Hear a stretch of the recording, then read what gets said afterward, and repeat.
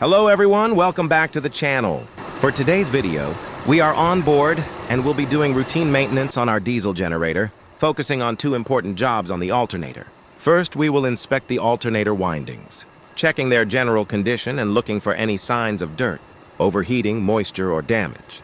And second, we will perform the alternator bearing oil change to make sure the bearing remains properly lubricated and reliable during operation. So let's get started. All permits and safety precautions applied before commencing the job.